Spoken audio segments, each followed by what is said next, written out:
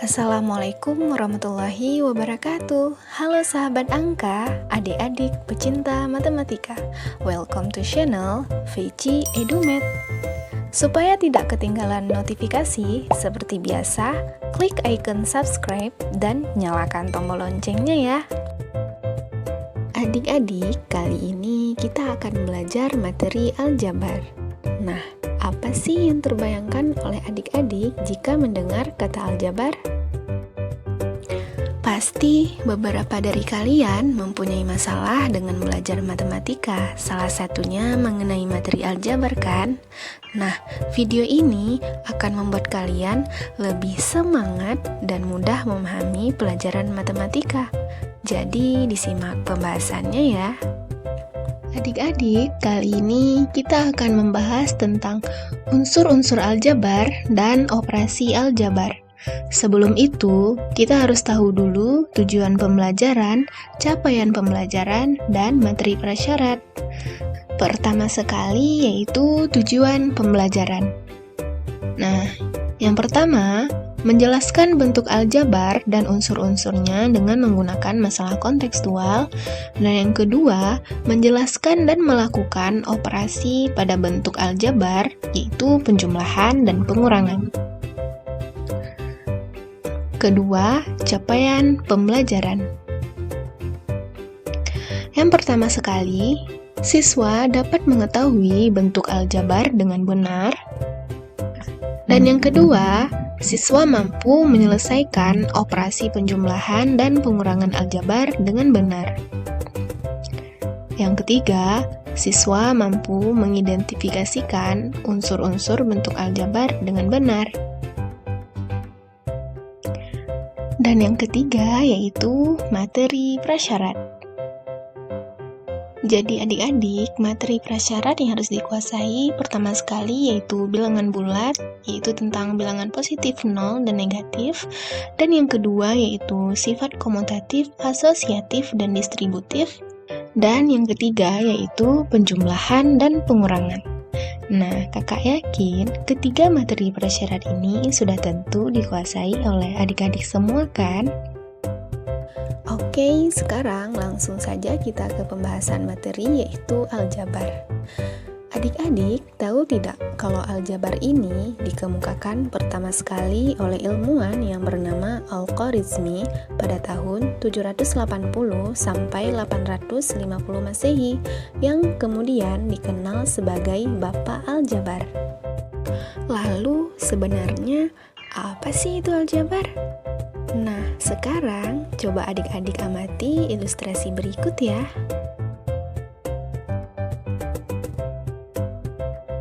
Hai Rani. Hai juga Angga. Wah, kelihatannya kamu membeli banyak buah ya? Iya Angga, aku membeli 3 apel dan 1 jeruk. Dan Angga beli apa saja? Aku hanya membeli 1 apel dan jeruk nih Rani. Nah, adik-adik, dari ilustrasi berikut dapat kita misalkan bahwa Rani membeli 3 apel ditambah 1 jeruk, sementara Angga membeli 1 apel ditambah 1 jeruk. Selanjutnya, kita akan mengganti ilustrasi buah apel dengan X dan buah jeruk dengan Y. Sehingga dapat dituliskan kembali bahwa Rani membeli 3X ditambah 1Y, sedangkan Angga membeli 1X ditambah 1Y. Nah, adik-adik, kedua bentuk inilah yang dinamakan dengan bentuk aljabar. Pada suatu bentuk aljabar terdapat unsur-unsur. Nah, di sini kita sudah ada suatu bentuk aljabar yaitu 4X ditambah 7Y dikurang 5. 4 disebut dengan koefisien, X disebut dengan variabel, 7 disebut dengan koefisien, dan 5 disebut dengan konstanta. Loh, kenapa bisa begitu, Kak? Nah, jadi adik-adik, Yang disebut dengan koefisien adalah faktor pada suatu suku dalam bentuk aljabar yang melekat pada suatu variabel. Dan variabel adalah suatu simbol yang mewakili suatu nilai tertentu. Lalu konstanta merupakan bentuk aljabar yang berupa bilangan atau nilai tertentu dan tidak terikat oleh variabel. Selanjutnya, kita masuk ke materi penjumlahan dan pengurangan. Silakan adik-adik perhatikan ilustrasi berikut ini ya. Pada hari Senin, Rani pergi ke pasar buah. Di sana, Rani membeli 4 buah pisang dan 2 buah mangga. Sesampainya di rumah, Rani memberikan 2 buah pisang kepada adiknya. Kemudian, pada sore hari, Rani kembali ke pasar dan membeli 3 pisang dan 5 mangga. Jadi, ada berapa total buah pisang dan mangga yang Rani punya saat ini? Yuk adik-adik, kita kerjakan sama-sama ya. Nah, pertama, Rani membeli 4 buah pisang dan 2 buah mangga.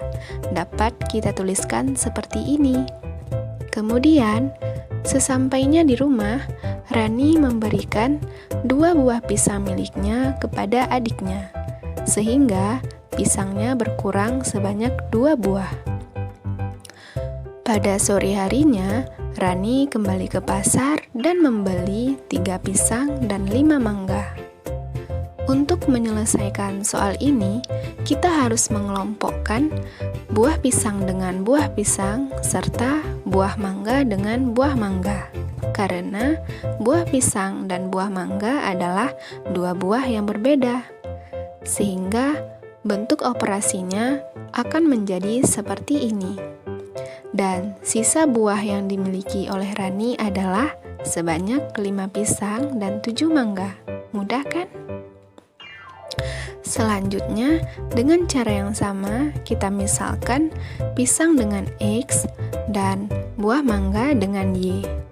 Sehingga bentuk aljabarnya dapat dituliskan seperti berikut ini.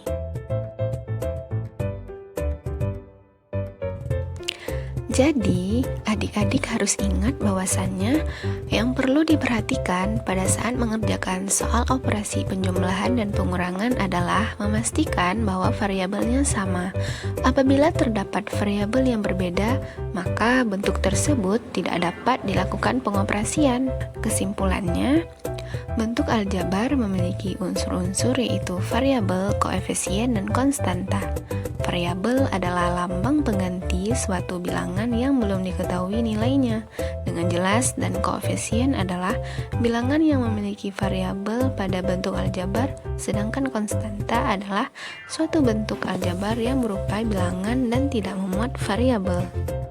Nah, seperti biasa, untuk memastikan bahwa adik-adik paham dengan penjelasan tadi, silakan kerjakan soal berikut ini. Dan silakan adik-adik jeda video ini selama beberapa menit untuk dicatat soal-soalnya.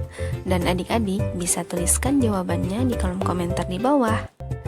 Nah, sekian video pembahasan materi kali ini ya. Jika adik-adik merasa terbantu dengan adanya video ini, jangan lupa like, komen, subscribe, dan juga share ke teman-teman kalian. Terima kasih, sampai jumpa di video selanjutnya.